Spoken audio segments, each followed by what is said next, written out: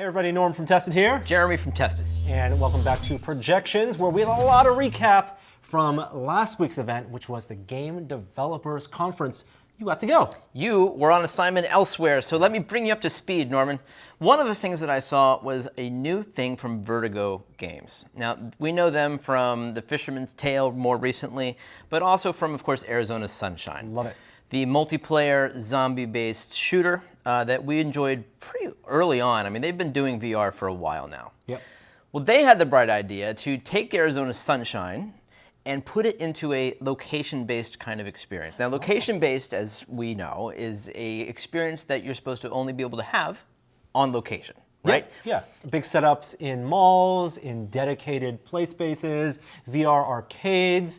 You need a lot of capital and a lot of equipment to set that up. So we know, like the forerunner in this is the Void. They've been doing this from Salt Lake City. Now they have spots in, Anaheim and in New York where you can play big experiences where you actually have benches and walls and rumbling plates and an experience that is very tactile as well as VR. That's, of course, very expensive because you have to erect an actual physical structure. So Vertigo's approach to this is innovative in that if you have a Vive, you're good. You can set up a location-based experience in wherever you like, in a mall, movie theater, space, as long as you have their defined space, I want to say like 8 by 8 meters, like as long as you have whatever it is that they say you need, set that up, put your Vive trackers up, set up some backpack PCs with your Vive headsets, and load people into this experience. And they can play VR and have a location-based kind of experience without the necessary, infrastructure that you would need for a more expensive experience. Now, the first game you played for this was a version of Arizona Sunshine, which is it presumably just that game, but as opposed to a linear world map, you just now have a bigger space because this is multiplayer. It's still linear. Yeah, it's basically it is multiplayer, and it's interesting in that it uses this small amount of space, but they do all the tricks where they have you walk around in different angles, which ends up being a circle after enough turns. You ride a lot of elevators going up and down, and you're basically confined to this physical space, but you're doing quite a lot of walking and moving vertically, virtually, as well as, walking around the space and defending yourself against these hordes. After 3 minutes, the hordes are over, your elevator's arrived, you hop on, you go to the next level. But they're timed experiences so that, like any location-based kind of experience, they can cycle in one crowd and get the current one out. The other experience that they have made is more of an escape room. And it's actually, it's equally compelling. It's compelling in completely different ways. We love escape rooms. I think you would actually like this a lot. I don't want to spoil too much, but it does require partnership. You have to play with one other person, and they have a completely different perspective on the world. And basically, if you're letting people play in the same space, you have to turn off any virtual thumbstick touchpad movement. Movement has to be with your physical body. Otherwise, we would miss a line. No, that's absolutely right. No, so this is, all of the locomotion is one-to-one your body, and you are walking around. So there's not even snap rotation. Like, it is all one-to-one, the most comfortable form of VR locomotion. I got to chat with the producer of the Arizona Sunshine location-based VR experience at GDC, and let's check it out and see what he had to say. Hey, Jeremy from Tested at GDC 2019, talking to John Coleman from Vertigo Games. I just got to try a couple new experiences. You guys are probably, maybe in my world, most famous for doing Arizona Sunshine, and I just got to play a location-based version of Arizona Sunshine. You're calling it LBVR. Can you tell me, what exactly did I just play? Was it something that players will be able to play at home, or is this something they'll go outside of their home to play? Totally outside of the home. The biggest difference with this game is that your movement is all by your feet. So no trackpad, locomotion, no teleporting. And the minimum size is 20 by 20 feet or 6 by 6 meters. So definitely bigger than the house environment. But we think that makes for a more immersive experience to be everywhere that you go, you're powering yourself. I'm holding this pistol right here. I was using this in the game, and it was very immersing. I was able to squeeze the sides in order to grip levers. I was able to pull the trigger, reload with the back button. This is a peripheral that requires the Vive puck, right? Correct. And it won't be required, but it is optional for your software and able to support that, right? Yes. Yeah, so what we're trying to do as well is create a premium VR experience where if you are a arcade who's been running standard room scale VR, you have something sort of unique and new to offer to people, even when they go buy their own headset, right? They can come out to your location, play with gun peripherals. There's other rifle options, haptic vests, feet tracking. And it really does create a much more immersive version of VR, period. So the space that we were in was pretty manageable. As you said, 6 by 6 meters. That's something that I think many locations will be able to afford, but most location experiences that we've tried also have structures erected and walls and things that you can actually tactile feel. Is your aim to expressly not add that to the mix so that it actually makes the barrier to entry very, very low? That's the intention. You can see with Corsairs Curse, which is another game we're showing here, there's fans. That game also has vibrating floors that can be added. But the idea is we want to create a modular, low-cost entry to free roam VR for lots of locations where, at the end of the day, to run it, you would just need backpack PCs, Vive headset, and the regular controllers. Any thoughts about adding vibrating floors for the elevators or anything like that? Right now, we don't have plans to do that. We're continuing to experiment. We're working on additional content for this, so there'll be more maps coming to the game. So for those locations that do have Arizona LBVR, they'll get consistent updates, so there's always something new for the customers to come back and play. So we may add other stuff at that point. Very cool. So the Arizona Sunshine is either a 3 or 4 player experience based on the technology that you're using. You also mentioned the escape room that I played, and that was called, again, Corsairs Curse, and that's from Interspace VR in Paris. It's a VR escape room that's 2 to 4 players.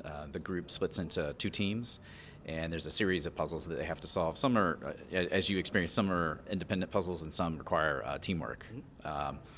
The biggest sort of unique element of it that I think is native and unique to VR is the fact of the scale. I think you were the tiny team, and the other person playing with you was quite large, and so that dynamic of having different sizes really makes it something that's not just an escape room ported to VR. It's a unique native escape room. It reminded me a lot of the Fisherman's Tale because, now we have 2 players involved with that, not just one. Right. And is it randomized who is the small player and who is the big player? You can assign that, but basically, what you would do with a group is you wouldn't tell them that they're small or big because that's part of the reveal as you go through that. Oh my gosh, like that's a big giant player. But if you've played through it, right, you could come back and say, I played the small player puzzles. I want to do the big player and be assigned into that group. There's also a game master, as there is in a regular escape room, and a timer involved. So I assume that that's actually really good for locations because they like to know how much time is going to be dedicated to each round. Right. So that means that this game would be manned by somebody who is offering assistance along the way. Is that right? That's correct. So there's a whole system, as you said, with a game master where you can provide hints. You've got a maximum amount of time so the location can commit to each session. But obviously there's the ability to sort of speed people through. So if you want them to succeed, you sort of give them a little hint to get through. Are you suggesting a price for admission for these experiences to the locations? Typically, we're saying that locations should look between $20 to $30 or $29 for these experiences. Per person? Per person. We think this is a premium VR experience, and so it should be able to command that kind of ticket price. And when you look at the sort of immersive aspect of it, it's really unique, even compared to anything you can do in room scale. Obviously, it's built out using Vive tech here. You have the lighthouses erected and everything. I'm just curious, looking forward, now that we have more and more all-in-one, headsets like the Quest coming out and the Vive Focus. Are you considering that as a more affordable future for locations? Sure. I mean, I think with all of that tech, we're exploring what makes the most sense at what point. Anything that can lower the barrier to entry, I think, opens the market up for more locations to use this. So we're experimenting with those things and looking at what makes sense. On the higher end, we already have OptiTrack support. So if you're a location that has already invested in that large scale space, you can put these into your facility without having to buy more gear. Well, the more location-based experiences, the better. It's one of the most fun that I think you can have in VR. Yeah. And I wish you luck. This is a great way to allow people to set up their own location-based experiences relatively quickly and on budget, I would think. Yeah. But we are really enjoying it. It's a lot of fun and continuing to come up with new ideas of things that we can do in this space. Cool. Thanks a lot for the demo. Yeah, thank you. So Jeremy, you got to try it. You know, producer Gunther put on some Vive headsets, some VR backpacks. What'd you think? They're location-based experiences, and they're stripped down to the bare essentials, which is people working cooperatively in the same space, which is the thing you can't do at home yet. You know, if you have a Vive, it's for one headset. And you might be playing multiplayer, but it's with people online, not who are walking around you and sharing your space, where you can hear them talking next to you in the real world. And there's a certain magic about working cooperatively. Were they using positional audio through headphones, or was it just... They were, but you didn't necessarily need to. And it was a little bit strange because in the game, they might be over there, and in the real world, they might be over there. Just working with someone cooperatively in the same actual physical area, that's just inherently fun. And these location-based experiences, they're always an encapsulated kind of thing. You're not signing up for 2-hour experiences. You're signing up for 10, 15 minutes. And the escape room in particular, I felt like was a lot of fun. It was time-based. You have this constant pressure of seeing this time ticking down. It's a much shorter experience than the actual escape rooms that we might pay to an go hour or 90 minutes. So it's more condensed than that, but the graphics are solid, like the puzzles are good, and it's a good time. I almost wish that you could do this at home, because I think people would probably buy these just to experience it themselves. The other side, of course, this is a great way for people to first experience VR. My one wish, as I mentioned, was that they had just a little bit more that you can't do at home. A platform that rumbles when you're going up and down the elevator. A plank that you walk across to get from one, rooftop to another. Things like that. But would they be able to let people do that and kind of map out and know that you're setting up your play space? And for you, because they didn't have as much interactive tactile things as a dedicated LBE, like in The Void, or even in the Spaces experience, the things, custom fabricated things, did you miss having walls that you could touch? Or was it, even though you could walk around? I had to concede that wasn't there immediately. And I do like that about the Void experiences or the other, location-based experiences that we've tried. But there wasn't, there's not even a lever to activate the elevators and things. Everything's on buttons. It's all very much VR, but it's still the experience of, the elevator's here, come on, get in. And I actually have to walk in there, and I hear my partner doing the same thing. And it's still, we're sharing this space, but it's been converted through virtual reality into something else. And there's something there. So I think that this kind of entry-level location-based experience has a niche, and I do think it's compelling. Well, it also allows for pop-up experiences. You don't have to rent a space indefinitely. Exactly. You can set up in a gymnasium. It can be empty. My fear of being able to do this at home is that even you can't track other objects, so you got to really clear out your big living room. You got to have an empty garage location. Not everyone has that either, which is, again, one of the appeal of going to a place. The space is there. That's true, yes. I mean, room scale has always had its limitations, and people haven't designed too many large room scale experiences because they want to develop games for people who, a common denominator. Enough people will be able to play it. We'll be keeping our eye on those developments from Vertigo Games. A game that just was released this week that we want to talk about is Space Junkies. This is from Ubisoft. It's a zero-G space shooter, and very much in the vein of a old school deathmatch. Yes. Yeah, it's Echo Combat's been out for a while now. It was maybe the first zero-G space shooter to market. I want to say that that's true. And this game takes a vastly different approach. The locomotion is entirely different. So if you're coming from the Echo games and you think you know zero-G, this is something different. And as you said, not just the controls, not just the locomotion, but the game design itself is much more reminiscent of an Unreal Tournament versus a more stealthy kind of shooter. Right. We've seen kind of deathmatch, multiplayer, combat games in VR, even like things like Rec Room, and a lot of those, they use teleport mechanics, which I don't think teleport works great for VR competitive multiplayer. Right. Because you teleport, you telegraph where you're going to be. Even if you have cooldown periods, there's not a lot of fast movement, a lot of using the environment. This is all about zipping around the environment. You are moving almost, not exactly 6-axis, you're not rotating yourself. Thank goodness. But you're laterally moving, you're turning, and you're going through giant open space environments or indoor factories, and you can do 2v2 deathmatch. You can do 2v2, you can do 1v1, you can be free for all. and there's a King of the Hill mode. Yes, And yes. one of the downsides is that's about it. Like, That's it, You right. can. There's very limited number of modes in this game. There's very limited number of maps. I mean, there's really a handful, like maybe 3 or 4. It's fewer than maps. what Quake shipped with.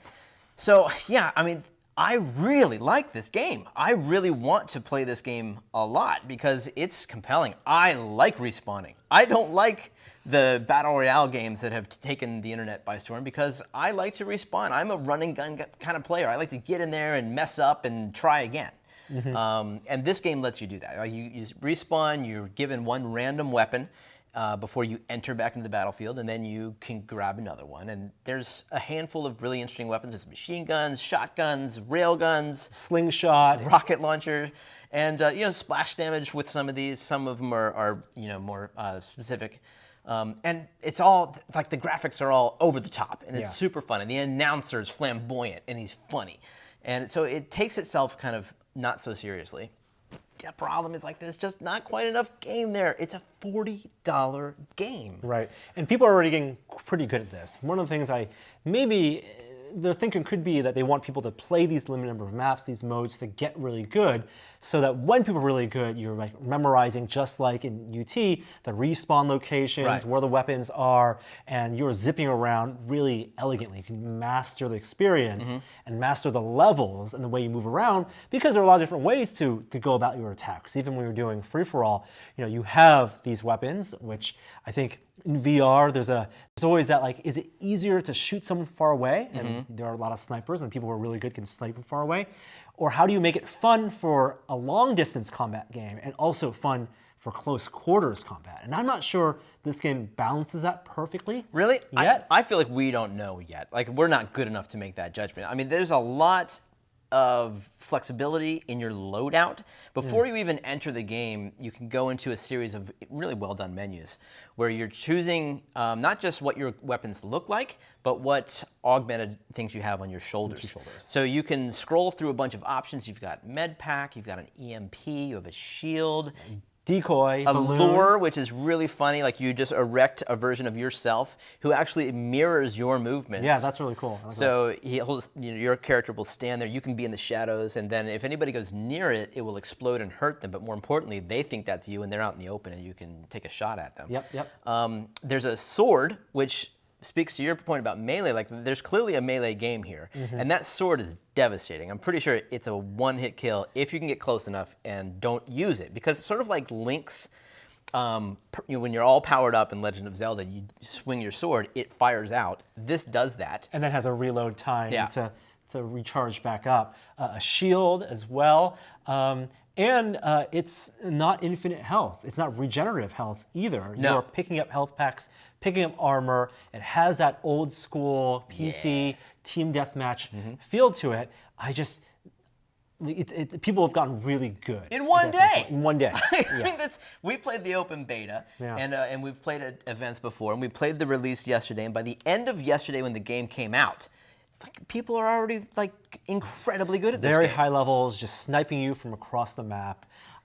So hopefully this game can build enough of a community, and hopefully there'll be more content to justify that purchase, because otherwise it's just going to be the really talented people picking on the newbies. I mean, I really like the game. I want to see it succeed. I just worry that $40 price point is a little ambitious. Like, I think they could probably sell 3 at $20 for every one they're selling at $40, and that would be much better for the player base. Yeah. So that's Space Junkies. It's out now on the Rift platform, on Steam VR, and also PSVR, all cross-play, and hope to see you out there in the space arena. We'll be back in future weeks with more recaps and interviews from the Game Developers Conference, as well as new hands-ons with new products, so stay tuned for that. Until then, we'll see you next time. Bye.